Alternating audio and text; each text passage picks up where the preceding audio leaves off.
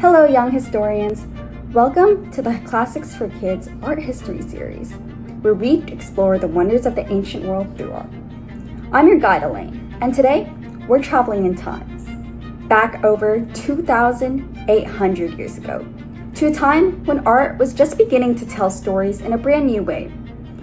We're entering the geometric period of ancient Greece, a time when artists started using lines, patterns, shapes to express their ideas and honor heroes and celebrate life. Are you ready to travel back in time with me? Let's step into the world of early Greek art.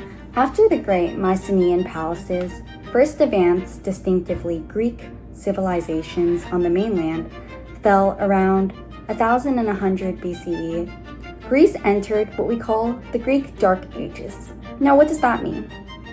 The Greek Dark Ages were a mysterious time when writing disappeared almost completely and people lived in small farming villages. Slowly but surely, something amazing started to happen in the art movement. Around the time of 900 BCE, in the time we now refer to as the geometric period, Greek people began building new cities, trading once more, and telling histories through not only words, but also through art. And that art, it was full of geometry and shapes. Triangles, circles, squares, zigzags, spirals, you name it. Now, where does our story come together? Through pottery. Pottery is the process of forming vessels and containers through malleable, which are shapeable materials such as clay. In the geometric period, artists painted on pots, such as the one you see above here. This is called an amphora. It is for a certain purpose. This purpose wasn't solely decoration. It was also used to hold more practical items, for example, oil, wine, and even water sometimes. More importantly, it was also used to hold the ashes of loved ones after they died. Take a closer look. What do you notice? Early on, the designs were pretty simple, featuring simple shapes, lines, bands around the pot. But over time, artists added Greek keys, as seen above. These are decorative patterns characterized by repeating shapes. Later on, they also added concentric circles, rows of little triangles and dots, all carefully painted by hand.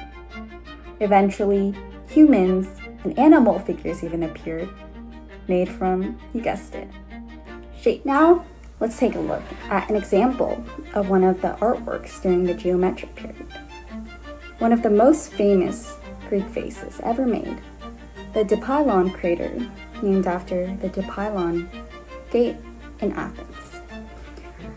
This pot stood over 3 feet tall and was used as a grave marker, which is an object placed next to graves to commemorate the deceased. Grave markers are often viewed as art forms in a variety of cultures, and you'll be seeing this repetitive theme later on. Now, let's break this down. On the top of the grave marker, you'll see patterns. We talked about these earlier. Do you remember what they're called?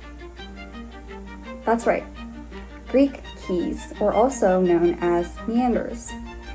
These are the patterns that loop and turn like a roller coaster. In the middle, there's a funeral scene with a person lying on the bed, surrounded by people with raised arms. Well, why are their arms raised? Art historians believe that raised arms is often a symbol of grief or mourning for their loved ones. Below that, you see some horses and some chariots, which are marching into the procession. These aren't really lifelike images. They're stylized. That means everything is made from shapes. Triangles, torsos, stick legs, and circle eyes. Even sadness and emotion was shown through geometry. Why did the ancient Greeks make this sort of art? What's the point? Well, in the geometric period, community and memory were super important. When someone died, their family wanted to remember them. not simply by words, but with rituals and with art. These pots, such as the pylon craters, help tell a story, not just to a person's life, but of their place in the world, their importance, their family, their legacy, and their past. Art wasn't something to just look at or just to admire. It was something to feel and to commemorate. By the later geometric period, around 750 BCE, Greek cities were growing.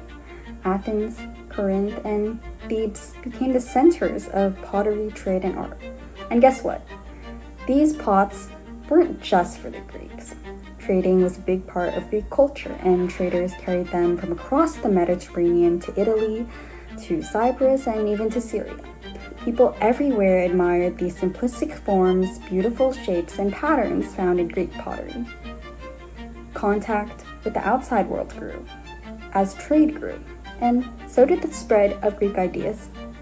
At the very end of the geometric period, you'll start to see new themes forming in the art movement. Themes that are less abstract and shape-based and rather more tangible, like human bodies, monsters, myths, and the geometric style would soon give way to a new age. This new age is called the Orientalizing period, and this was filled with inspiration from the East and new artistic themes. Nevertheless, while the geometric period eventually did fade, it teaches us something very important. It shows us how people found order in a chaotic world through art and honored the past through simple shapes. Art can grow from the simplest forms such as a line, a circle, and convey something very, very meaningful. As the video is now ending, I'll leave you with a couple of fun facts. First of all, the Greek potters used compasses and string to make perfect circles on the pots. The second fun fact is that horses symbolize powers, so they were the most common animals painted. Thanks so much for joining me on this journey through the geometric period. You've learned about shapes, stories, and how ancient artists captured the world around them with simple shapes. Now it's your turn. I challenge you to try to make your own geometric style art. Use a cup or a vase. Draw some simple patterns with markers or crayons that express your feelings and your ideas. You can even think of a story to share with your friends and family. Can you create a scene of a celebration, a parade, a family? We would love to see your creations, so be sure to share your artwork with us by reaching out to ancientclassics4kids@gmail.com. See you next time as we explore the next chapter in ancient classical art, the Archaic period. If you enjoyed our video but still have any questions remaining, feel free to contact us at demijang@classics.kids or ancientclassics4kids@gmail.com. You can also check out our website or join our mailing list for the latest updates. Thank you so much for watching.